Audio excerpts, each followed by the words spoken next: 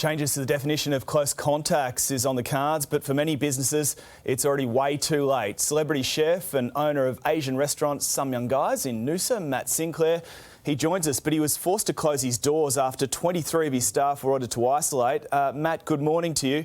Straight off the bat, I'm so sorry, mate. This is just devastating news days out from Christmas. How are you reacting and coping today? Yesterday was a pretty overwhelming day. I think you can imagine the response that we've had from everyone. The outpouring of support has been incredible.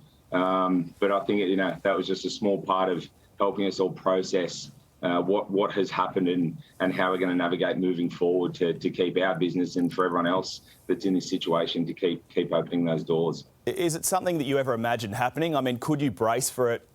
Given that borders were eventually going to reopen and cases were likely to climb?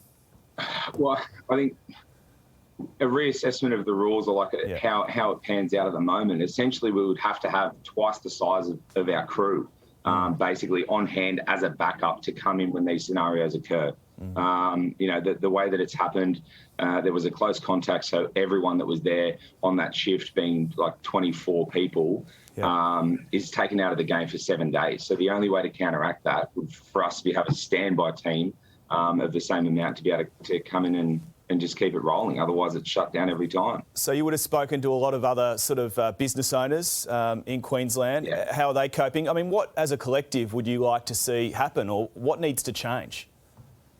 I think there needs to be a real review of these protocols. So some form of rapid testing would be ideal. So in a 24-hour period or less, we can have people tested, receive a negative or a positive, and move on from there.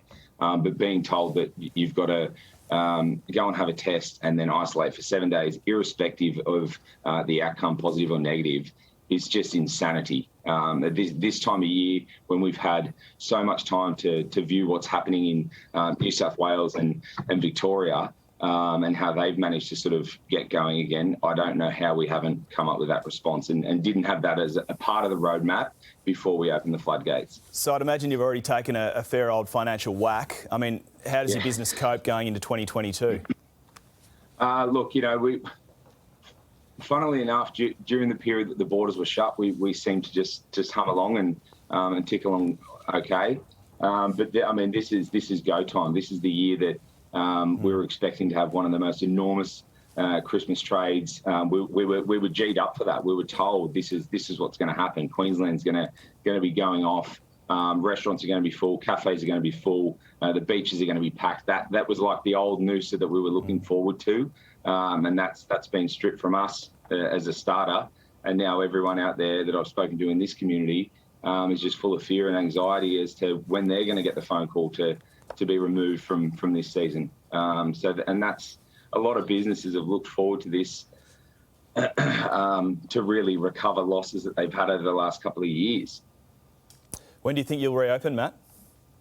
Well, hopefully we can reopen next Wednesday, and then again it's just a Russian roulette really of okay, so we get another case that comes in, and in all honesty, with the way that it seems to be going and the amount of people that are lining up to go and get COVID tests in town, it's really a matter of time before we get the call again and the police turn up and tell us that we've got to start sending people home, and then we shut down for another 7 days and sit tight and try and look after all of our staff's mental health and make sure that they're getting financial support so that they can stick with us so that we can reopen the doors, because you can't just go and pick stuff off trees up here at the moment.